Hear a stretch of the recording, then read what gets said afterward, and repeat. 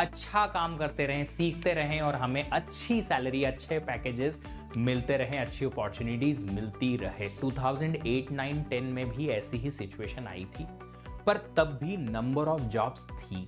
Budget cut में कहीं ना कहीं ठीक ठाक परफॉर्मिंग एम्प्लॉयज का भी ले ऑफ हो जाता है। मार्केट में हायर करने के लिए सिर्फ और सिर्फ 5 ही लोग अवेलेबल हैं, तो हर कंपनी, ये वाली कंपनी इन 5 लोगों को सिलेक्ट करने की कोशिश करेगी और अच्छा खासा पैसा देगी। सब कुछ इंटरनेट पे अवेलेबल है, डेटा तो है, पर डेटा को प्रोसेस कैसे करना है। Hello everyone, good morning, good afternoon and good evening. My name is Vishwadeep और आपका स्वागत करता हूं गेट वाला के चैनल पे, जहां पे आज हम बात करने वाले हैं इस ले ऑफ और रिसेशन के पीरियड में हमें ऐसी क्या स्किल्स और ऐसा क्या स्पेशलाइजेशन, ऐसा क्या चीज चूज करनी चाहिए जिससे हम अच्छी जॉब पाएं और हमारी जॉब जो है वो बच भी जाए, हमें ले ऑफ भी ना मिले, हम अच्छा काम करते रहें, सीखते रहें और हमें अच्छी सैलरी, अच्छे पैकेजेस मिलते रहें, अच्छी अपॉर्चुनिटीज मिलती रहे। तो before we start the session मैं आप लोगों को कुछ डेटा दिखाने वाला हूं पिछले 3 सालों में टेक वर्ल्ड में। टेक वर्ल्ड मतलब कि जो टेक्नोलॉजी से रिलेटेड है उसी के बारे में बात कर रहा हूं। आप देख सकते हैं 2024 जो कि बहुत कम टाइम हुआ है, अभी सिर्फ 2 ही महीने पूरे हुए हैं। इन 2 महीनों में 186 कंपनीज ने अप्रोक्सीमेटली 49,000, 50,000 ही आप राउंड फिगर पकड़ लें, आज वीडियो रिकॉर्ड होने तक शायद और ज्यादा ये नंबर बढ़ गया होगा। इतना नंबर ऑफ एम्प्लॉइज को ले ऑफ दिया है। ले ऑफ मतलब निकाल दिया गया है। ले ऑफ का एक सिंपल मीनिंग होता है कि आज आपको मेल आएगा या कॉल आएगा और आज ही से आपका कंपनी से टाई अप खत्म। तुरंत जो भी आपके वर्क पेंडिंग है एटसेट्रा एटसेट्रा सब पेंडिंग रहने दीजिए। आपका लैपटॉप या जो भी ऑफिस से आपको एक्सेसरीज मिली है रिटर्न करनी पड़ेगी। कुछ कंपनीज में कॉम्पनसेशन दिया जाता है, कुछ कंपनीज में 2 महीने का, किसी में 3 महीने का, कुछ पोस्ट के हिसाब से भी पेमेंट आपको मिल जाती है ताकि अगले 2-3 महीनों तक आपका घर चलता रहे और आपको जॉब मिलने तक, अगले 2-3 महीनों तक जब जॉब आपकी मिल जाएगी तब तक आपके पास इनफ अमाउंट रहे। फिर यहां देखिए 2,62,000, 63,000 ही मान लीजिए, 2,63,000 एम्प्लॉइज को 2023 में, और ये है 2022 का डेटा। 2023 में इतने कंपनीज और इतनी कंपनीज ने 1191 कंपनीज ने इतने लोगों को ले ऑफ दिया और 22 में 1,65,000 लोगों को ले ऑफ मिला है इतनी टेक कंपनीज में। अब आपको लगेगा कि सर अगर ले ऑफ हो रहा है, रिसेशन है, हायरिंग बहुत जगह पे फ्रीज है, मतलब कि कंपनीज एक भी नए एम्प्लॉय को हायर नहीं कर रही है, कोई भी, चाहे वो एक्सपीरियंस्ड हो या चाहे वो फ्रेशर हो, तो ऐसे में हम क्या करें। देखिए 2008, 9, 10 में भी ऐसी ही सिचुएशन आई थी, पर तब भी नंबर ऑफ जॉब्स थी और बाकी की जो फील्ड हैं उनके कंपैरिजन में अच्छी ही थी। अगर आप नंबर ऑफ जॉब्स अभी भी देखेंगे तो कंप्यूटर साइंस और टेक्नोलॉजी ओरिएंटेड जॉब्स जो हैं अभी भी बाकी दूसरी किसी भी फील्ड से ज्यादा ही है। तो इसका मतलब यह है कि चाहे उस लेवल की हायरिंग नहीं हो रही है, बट जितनी भी हायरिंग अभी भी कुछ कंपनीज में चल रही है, चाहे वो फ्रेशर्स की हो या एक्सपीरियंस्ड लोगों की हो, चाहे वो किसी भी कॉलेज से हो, कुछ तो हो रहा है। इसका मतलब है कि हमारे पास अपॉर्चुनिटी है कि हम अपने आप को प्लेस करा पाएं। हां, बस ये है कि जो लोग बहुत ही एवरेज काम कर सकते हैं या बिलो एवरेज लर्निंग के या नॉलेज के साथ जाते हैं, स्किल्स के साथ जाते हैं, बिलो एवरेज, जिन्होंने बस नाम के लिए अपना डिग्री कर लिया है और बिलो एवरेज नॉलेज है, उन्हें बहुत ज्यादा कुछ भी नहीं पता है, उनको भी जो जॉब मिल जाती थी क्योंकि रिक्वायरमेंट्स ही इतनी ज्यादा आती थी, शायद वो अभी कट हो गई हैं। बट अभी भी स्किलफुल लोगों के लिए जॉब की कमी नहीं है। अगर आपके पास स्किल्स हैं, आपके पास नॉलेज है, आपके पास लर्निंग है जो आपकी है, तो आपको जॉब पाने से कोई नहीं रोक सकता। अब आप बोलेंगे सर ये स्किल्स क्या हैं? ये स्किल्स आपको आइडेंटिफाई करनी पड़ेंगी क्योंकि दुनिया में लाखों चीजें हैं। एक, प्रोग्रामिंग लैंग्वेज जो आपको आनी चाहिए अच्छी, जिस पे अच्छी कमांड हो। दूसरा, कोई टेक्नोलॉजी अगर आप सीख सकते हैं, machine learning, AI, distributed computing, different types of computing etcetera, तो वो आप स्किल डेवलपमेंट सीख सकते हो। अगर आपको प्रोजेक्ट डेवलपमेंट आता है, लाइक वेब डेवलपमेंट, उसमें भी इनोवेशन की चीजें अगर आती हैं तो आप जॉब पा सकते हैं। कुछ न कुछ आपको आना जरूरी है।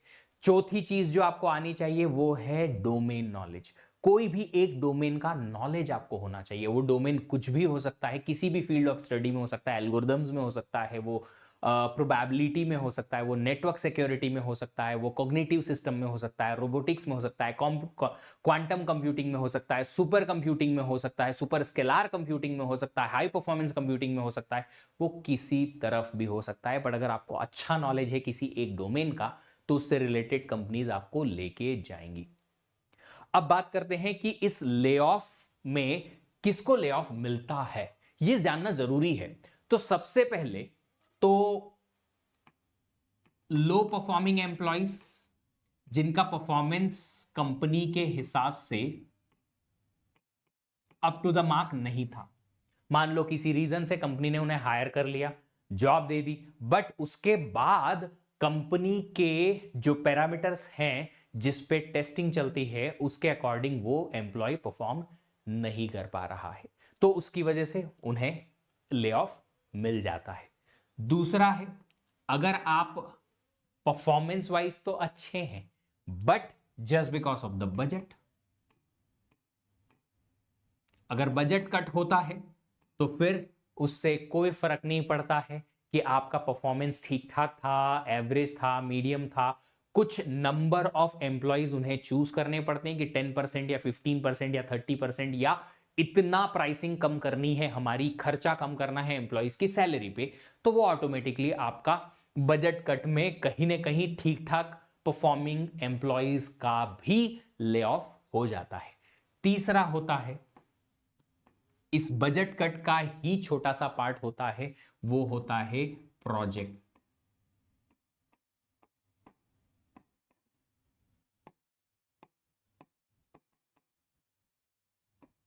कोई एक प्रोजेक्ट किसी कंपनी ने स्टार्ट किया, पर लगा कि यार ये वाला प्रोजेक्ट जो है इसका फ्यूचर पर्सपेक्टिव कोई है नहीं, तो उस प्रोजेक्ट की पूरी टीम जो है वाइप ऑफ हो जाती है।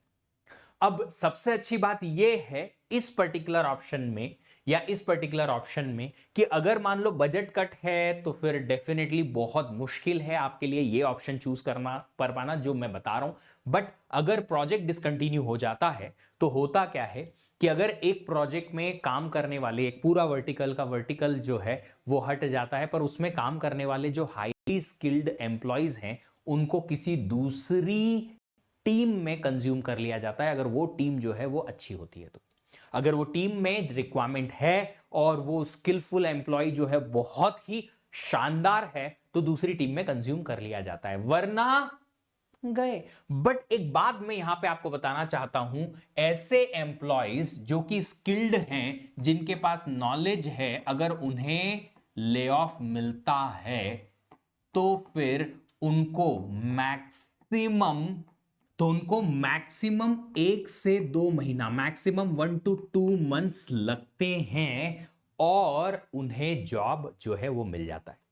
तो आप समझ सकते हैं कि जिनके पास स्किल्स हैं वो जिससे कि जॉब मिल सकता है, जिसके पास कंटिन्यूअस लर्निंग है, नॉलेज है, वो अगर ले ऑफ पाता भी है तो उसे आसानी से जॉब मिल जाती है। एक एग्जांपल मैं अपनी कजिन का ही बता देता हूं। कुछ महीनों पहले उसके ले ऑफ मिला अक्टूबर एंड में, और उसके बाद उसको 2 महीने के अंदर अंदर 3 जॉब्स मिल गई। तीनों में से तीसरी जॉब में डेफिनेटली उसने बहुत ज़्यादा हार्ड निगोशिएट किया क्योंकि उसके पास 2 जॉब्स काफ़ी अच्छी थी, और तीसरी जॉब में उसे काफ़ी अच्छा पैकेज जो है इंक्रीज भी हो गया। बट वो तभी मुमकिन था जब आपके पास वो स्किल्स हो जिससे आप मार्केट की रिक्वायरमेंट में फिट हो पाए, और जो भी कंपनीज आपको हायर करना चाहती हैं वो आपको सबसे पहले मौका दे कि हाँ यार इसको एम्प्लॉय को सिलेक्ट करना चाहिए क्योंकि इसके पास वो स्किल्स हैं। तो अल्टीमेटली जो फ्रेशर्स के पास रहता है वो ये रहता है कि आप कहीं ना कहीं अभी से थोड़ी स्किल डेवलपमेंट करो, नॉलेज लो, प्लस ऐसे कॉलेजेस का टैग अपने साथ रखो जिसपे लोग भरोसा कर सकें, ताकि आप लोगों को कॉल आने में और जॉब मिलने में ज्यादा टाइम ना लगे। अब बात करते हैं नेक्स्ट एमटेक स्पेशलाइजेशन की, कि ऐसे कौन से स्पेशलाइजेशन हैं जिसमें अगर आप एमटेक करेंगे तो आपको नॉलेज मिलेगा, प्लस आपकी रिक्वायरमेंट्स जो है फ्यूचरिस्टिक में रहेगी, मतलब कि आप रियल में फ्यूचर की तरफ जा सकते हैं। देखो सारे ऑप्शंस यहां पे लिखे हुए नहीं है, इनमें से कुछ ऑप्शंस ऐसे हो सकते हैं जो मैं हो सकता है मिस कर गया हूं, बट फिर भी आप सुनिएगा। पहला है computer science and engineering, which is the basic one in computer science and in technology related courses. तो एमटेक स्पेशलाइजेशन अगर आप सीएस में करते हैं तो आपके पास यहाँ पे ना सारे कोर्सेज पढ़ने के ऑप्शंस होते हैं कि आप किसी भी फील्ड में अपना कोर्स पढ़ सकते हो, जो आप पढ़ना चाहो पढ़ सकते हो, अपना प्रोजेक्ट कर सकते हो, क्योंकि ये it's like a big umbrella जिसके अंदर सब कुछ आता है, सब कुछ। फिर दूसरा होता है स्पेशलाइजेशन इन एआई। अब इसमें सिर्फ और सिर्फ एआई के ही कोर्सेस आपको पढ़ने को मिलेंगे। Then DS and machine learning, cyber security, computer network engineering, ये भी बहुत इंपॉर्टेंट है क्योंकि भैया इंटरनेट का जमाना जो है वो अब खत्म नहीं होगा। अगर इंटरनेट का जमाना खत्म नहीं होगा तो नेटवर्क इंजीनियरिंग में नई नई टेक्नोलॉजीज, नया नया इन्वेंशन होता रहेगा, और अगर वो होता रहेगा तो सिक्योरिटी की रिक्वायरमेंट भी बढ़ती रहेगी, विच इज साइबर सिक्योरिटी। फिर आता है हमारे पास distributed system, computing system and information security. ये भी बहुत इंपॉर्टेंट है। इंफॉर्मेशन को स्टोर तो कर लिया पर उसे सिक्योर कैसे करोगे, बहुत जरूरी है। देन कॉग्निटिव सिस्टम, जिसमें कि ह्यूमन लाइक रोबोट्स या ह्यूमन लाइक बिहेवियर वाली मशीन्स बनाने पे ध्यान दिया जाता है। एआई का ही ये पार्ट है बट इसका अलग से आजकल एमटेक होने लगा है। फिर है रोबोटिक्स, रोबोट्स बनाए जाते हैं, मैकेनिकल मशीन्स, इलेक्ट्रॉनिक्स, मैकेनिकल और कंप्यूटर साइंस, तीनों का मिक्सचर है इसमें। फिर क्वांटम टेक्नोलॉजीज, अगर आप सब लोग अवेयर हैं ग्लोबल न्यूज के लिए तो आप समझ सकते हैं कि बड़ी बड़ी companies like Google and Facebook जो हैं, गूगल स्पेसिफिकली क्वांटम कंप्यूटिंग पे बहुत ज्यादा पैसा खर्च कर रही है। तो ये बहुत अच्छी चीज है।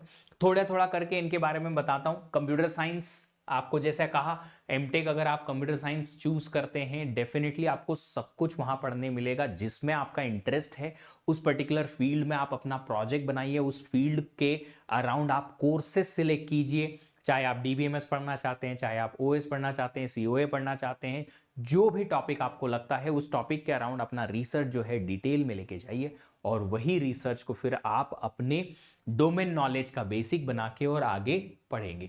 बट एक बात मैं आपको बता देता हूं कि अभी जो फ्यूचरिस्टिक टेक्नोलॉजीज हैं उनमें ये सब आता है, तो अगर आप इनसे रिलेटेड कुछ कोर्सेस या स्पेशलाइजेशन करते हैं तो आपकी डिमांड मार्केट में थोड़ी ज्यादा होगी। ऐसा नहीं है कि सीएस से एमटेक करने वाले लोगों को कम पैसा मिलता है या डिमांड कम है, डिमांड यहां भी ज्यादा है बट एआई वालों की थोड़ी ज्यादा है। इसका क्या, डिमांड का क्या मतलब है, देखो एक सिंपल सी बात बताता हूं।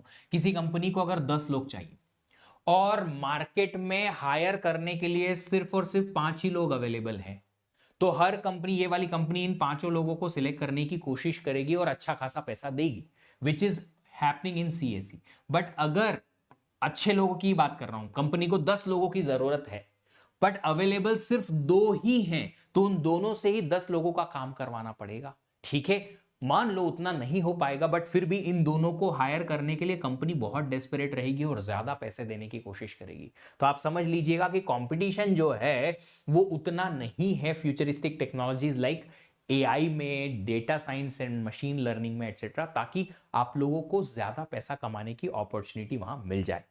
ठीक है, बात करते हैं एआई की। AI artificial intelligence, data mining, image processing, natural language processing, ये सब फील्ड ऑफ स्टडी होती है एआई के लिए। इसके लिए आपको 2 चीजों का नॉलेज होना बहुत जरूरी है, एक तो है मैथमेटिक्स और दूसरा है एल्गोरिदम्स। अगर आप लोगों को इसमें अच्छी मास्टरी है तो आप एआई को क्रैक कर सकते हो बहुत अच्छे से और बहुत अच्छा जॉब प्लस अपना फ्यूचर, अपना करियर जो है यहां पे बना सकते हो। प्लेसमेंट की बात करें तो बहुत ही अच्छा, ग्रेट प्लेसमेंट लेवल यहां पे आपको मिलेगा एमटेक एआई करने के बाद। और सबसे अच्छी बात यह है कि एमटेक एआई जो है वो आपको गेट सीएस, गेट डीए दोनों के थ्रू मिल सकता है। ये पहली बार होगा जब एमटेक अपॉर्चुनिटी या एमटेक के जो एडमिशंस होंगे गेट डीए के थ्रू होंगे। पहली बार ही गेट डीए परफॉर्म रिलीज हुआ है इस बारी। तो होगा क्या, इस बार जब एडमिशन प्रोसेस चलेंगे और हो जाएंगे तो हमें और डिटेल में पता चलेगा कि कैसे और किस तरीके से एडमिशन अगर एमटेक एआई में लेना है तो कौन सा हमारे लिए बेहतर होगा, सीएस या DA, and then we can choose one based on that. आपने सबने देख भी लिया है कि सीएस में डेफिनेटली कंपटीशन लास्ट ईयर तक तो ज्यादा था, नंबर ऑफ जो एस्पिरेंट्स थे बहुत ज्यादा थे, डीए में कम थे। बट अगर डीए में पेपर इजी आता है, अपॉर्चुनिटीज ज्यादा खुल जाती हैं, अच्छी वाली खुलती हैं, तो फिर डीए की तरफ जो है रुझान या इंक्लिनेशन बढ़ता जाएगा स्टूडेंट्स का। पर अभी नंबर ऑफ एस्पिरेंट सीएस में ही ज्यादा है। वो इसलिए भी है क्योंकि लास्ट ईयर जब डीए के लिए अनाउंसमेंट आया था काफी देर हो चुकी थी, स्टूडेंट्स ने गेट सीएस की प्रिपरेशन ऑलरेडी स्टार्ट कर दी थी, इसलिए they were not willing to go for 2 paper preparation at that moment. अभी सिनारियो थोड़ा चेंज होगा, डेफिनेटली डीए में नंबर ऑफ एस्पिरेंट्स तो बढ़ेंगे ही बढ़ेंगे। देन नेक्स्ट है MTech in DS and ML. Same चीज यहां भी है कि इसको आप गेट सीएस गेट डीए दोनों के थ्रू एडमिशन ले सकते हो, बट कितनी number of opportunities GATE DA के थ्रू खुलेंगी और कितनी सीएस के थ्रू खुलेंगी, एडमिशन प्रोसेस खत्म होने के बाद हमारे पास ये ज्यादा अच्छा डेटा कलेक्ट हो जाएगा। डेटा साइंस और मशीन लर्निंग में आपको डेटा माइनिंग सीखनी है कि डेटा को कैसे प्रोसेस किया जाता है ताकि वो काम में आए, अच्छी अच्छी एल्गोरिदम्स उन पे चला के मशीन लर्निंग वाली, और उनसे कोई अच्छा पैटर्न या अच्छा रिजल्ट जो है वो एक्सट्रैक्ट किया जाए। Machine learning, information retrieval, data analytics, business analytics, computer vision, ये सब जो है डीएस और एमएल के कोर्सेस में पढ़ने को मिलता है, और यहां से भी प्लेसमेंट जो मिलेगा वो ग्रेट ही मिलेगा, क्योंकि यहां जो ये फील्ड है इसकी बहुत जरूरत है।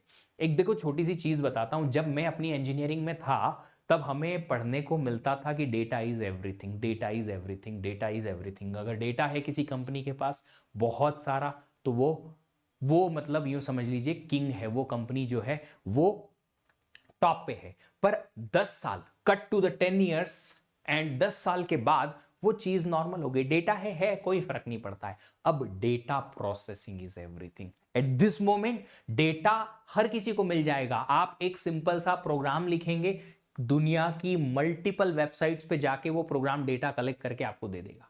सब कुछ इंटरनेट पे अवेलेबल है। डेटा तो है, पर डेटा को प्रोसेस कैसे करना है, डेटा पे मशीन लर्निंग या माइनिंग या प्रोसेसिंग कैसे करनी है, एनालिटिक्स कैसे लगानी है, उनकी algorithm, that is important now. So data processing is important now, and that's why machine learning और डीएस का बहुत ज्यादा जो है रोल हो गया है। फिर आती है साइबर सिक्योरिटी। ऑफ कोर्स जो थोड़ी देर पहले मैंने बताया कि अगर देखो नेटवर्क है, इंटरनेट का यूज बढ़ेगा तो इंटरनेट का मिसयूज भी बढ़ेगा। तो मिसयूज अगर बढ़ेगा तो हम जैसे लोग जो कि लीगली काम करना पसंद करते हैं वो डेफिनेटली एथिकली सिक्योरिटी की कोशिश करेंगे प्रोवाइड करने की, ताकि जो भी डेटा है किसी कंपनी का या किसी ऑर्गेनाइजेशन का या किसी पर्सन का या किसी कस्टमर का वो सिक्योर रहे। तो ये बहुत बहुत ज्यादा यूज में आने वाली है। Of course number of jobs यहां पे बहुत ज्यादा नहीं है, बट अच्छी अपॉर्चुनिटीज यहां पे आपको अभी भी मिल सकती है। यहां पे आप सिक्योरिटी पढ़ेंगे, नेटवर्क की सिक्योरिटी पढ़ेंगे, बिग डेटा, बड़ा डेटा अगर किसी कंपनी के पास है तो उसे कैसे सिक्योर किया जाता है, वो इंफॉर्मेशन के लिए आईओटी सिक्योरिटी जो है, इंटरनेट ऑफ थिंग्स, कि अगर आप मल्टीपल चीजों को कनेक्ट करें आपस में, कि आप अपने मोबाइल को इंटरनेट से या इंटरनेट के थ्रू अपने एसी से, अपने घर के ऑटोमेशन सिस्टम से, लाइट से, वॉशिंग मशीन से, रेफ्रिजरेटर से, इन सब से कनेक्ट कर लो। तो अगर आप अलग अलग चीजों का इंटरनेट बनाएंगे, इंटरनेट ऑफ थिंग्स, तो उसमें सिक्योरिटी कैसे प्रोवाइड की जाएगी ताकि कोई भी अननोन मशीन या अनवांटेड वर्क वाली मशीन जो है आपके नेटवर्क में ना घुस पाए। तो ये cyber security placement is between good to great. क्यों ऐसा कहा मैंने? क्योंकि नंबर ऑफ अपॉर्चुनिटीज बहुत ज्यादा नहीं है, बट फिर भी जितनी भी है काफी कमाल की है। नेक्स्ट है डिस्ट्रीब्यूटेड सिस्टम। अब देखो इंटरनेट ऑफ थिंग्स जो मैंने बात की कि आजकल हर चीज को हम कनेक्ट करने की कोशिश कर रहे हैं इंटरनेट से, चाहे वो वॉशिंग मशीन हो, मैंने अभी अभी वॉशिंग मशीन खरीदी, उसको मैं अपने फोन के थ्रू, ऐप के थ्रू चला सकता हूं।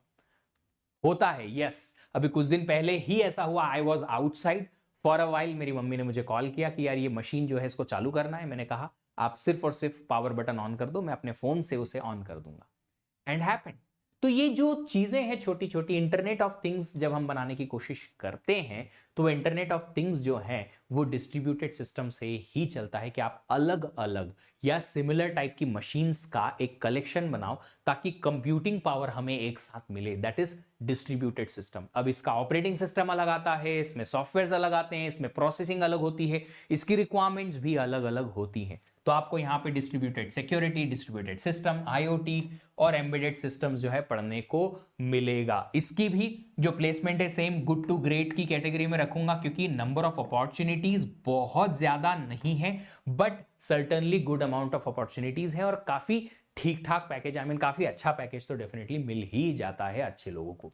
नेक्स्ट है कॉग्निटिव सिस्टम। ये तो मतलब टॉप क्लास लोग जो एकदम ब्रिलियंट माइंड्स होते हैं, वो ब्रिलियंट माइंड्स ही इस फील्ड में उतरने की कोशिश करते हैं। क्यों? क्योंकि it requires a lot of efforts to learn these things. अब ये कॉग्निटिव सिस्टम है क्या? एक्चुअली कॉग्निटिव सिस्टम जो है वो ह्यूमन लाइक रोबोट्स बनाने के लिए या मशीन्स बनाने के लिए, रिएक्शंस बनाने के लिए यूज में आते हैं। तो ये एआई का ही पार्ट है, जिसमें अभी अभी एक नया एमटेक आईआईटी कानपुर ने लास्ट ईयर ओपन किया था। इसके अलावा आपको दूसरे कॉलेजेस में भी इस बार से इस पर्टिकुलर फील्ड ऑफ स्टडी में स्पेशलाइजेशन या एटलीस्ट किसी एआई की ही फील्ड में कुछ अच्छे कोर्सेस इसके लिए देखने को मिल जाएंगे।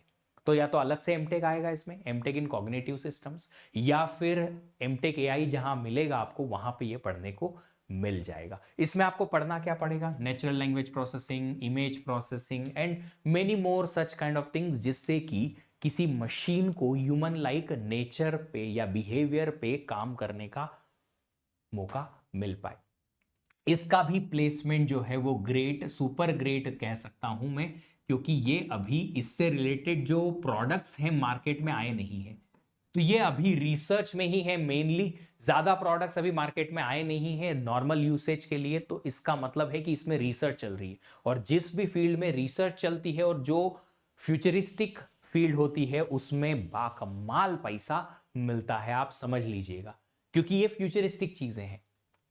नेक्स्ट है रोबोटिक्स। अगेन आप देख सकते हैं कि पिछले कुछ सालों में रोबोट्स धीरे धीरे करके आपको हर जगह मिलने लगे हैं। एयरपोर्ट्स पे रोबोट मिलने लगे हैं। अब तो रोबोटिक मॉप करने वाला, मतलब कि झाड़ू पोछा लगाने वाला एक रोबोट भी आ गया है, और काफी अच्छी सेल जो है उन कंपनीज में प्रोडक्ट्स की हो रही है। तो रोबोट्स धीरे धीरे करके हमारी नॉर्मल लाइफ में और छोटे छोटे काम करने के लिए आ जाएंगे, छोटी छोटी चीजों को रिप्लेस करते हुए आएंगे। तो डेफिनेटली इनमें जो काम करेगा, जो रोबोट्स बनाएगा या रोबोटिक्स से रिलेटेड कोई भी रिसर्च या कोई अच्छा काम करेगा, उसे अच्छा पैसा मिलने वाला है। तो इसमें आपको माइक्रो इलेक्ट्रॉनिक्स का थोड़ा सा नॉलेज होना चाहिए, वीएलएसआई की थोड़ी कोडिंग होगी, मैकेट्रॉनिक्स का थोड़ा अच्छा खासा नॉलेज होना चाहिए। कोडिंग तो होगी ही होगी, क्योंकि इसमें हार्डवेयर और सॉफ्टवेयर दोनों लगे हुए हैं। एम्बेडेड सिस्टम भी इसमें डेफिनेटली रहेगा। इसका प्लेसमेंट भी जो है वो गुड से ग्रेट मैं बोल सकता हूं, बट स्टिल ग्रेट की तरफ इंक्लाइंड ज्यादा है, क्योंकि प्लेसमेंट जो आपको यहां पे मिलेगा रोबोटिक्स की कंपनीज में, नंबर ऑफ कंपनीज कम है, नंबर ऑफ एमटेक सीट्स भी कम है, बट जो हैं वो बेहतरीन कॉलेज में बेहतरीन अपॉर्चुनिटीज आपको मिलेगी। नेक्स्ट है क्वांटम टेक्नोलॉजीज। ये तो मतलब मेरे हिसाब से बेस्ट है, क्योंकि इसमें अभी तक कुछ भी मार्केट में आया ही नहीं है। तो अगर मार्केट में नहीं आया है तो फिर सिर्फ और सिर्फ रिसर्च चल रही है।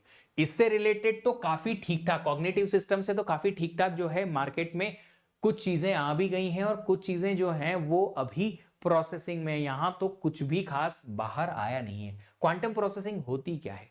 जो क्वांटम टेक्नोलॉजी है, क्वांटम टेक्नोलॉजी जो है फिजिक्स का, उसको रिलेट करके और कंप्यूटिंग में यूज करते हैं, जिससे फास्टर कंप्यूटिंग हो पाए। कंप्यूटिंग का मतलब कोई भी एल्गोरिदम का प्रोसेसिंग हो, डेटा की प्रोसेसिंग हो, एआई प्रोसेसिंग हो, कुछ भी हो। पर ये इतना इसलिए जरूरी हो जाता है क्योंकि इसमें इतनी फास्ट सुपर कंप्यूटिंग मिलती है, जिसकी वजह से बड़ा बड़ा डेटा, बड़ा बड़ा प्रोसेसिंग कम टाइम में, बहुत ही कम टाइम में हो जाता है। तो बड़ी बड़ी कंपनीज जो हैं इसके पीछे एकदम हाथ धो के, नहा धो के पड़ी हुई हैं, और इसमें जो मास्टर कर लिया फिर उसकी तो गजब की जॉब लगने वाली है। Super computing, quantum physics, algorithms और हाई परफॉर्मेंस कंप्यूटिंग जो है इसमें आएगा। इसके लिए आपको जो है ऑफ कोर्स कंप्यूटिंग का नॉलेज होना चाहिए, एल्गोरिदम का नॉलेज होना चाहिए, इसमें सीओए, कंपाइलर डिजाइन, ये सब का भी आपको अच्छा खासा नॉलेज जो है वो होना चाहिए। इसका प्लेसमेंट भी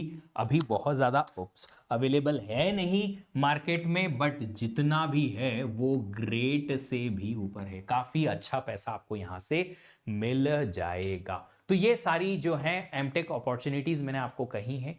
कुल मिला के हमें बात तो एक ही समझ में आई कि आप गेट सीएस लिखें या गेट डीए लिखें। गेट डीए से ज़्यादा अपॉर्चुनिटीज़ मिल सकती हैं शायद इन फ्यूचर।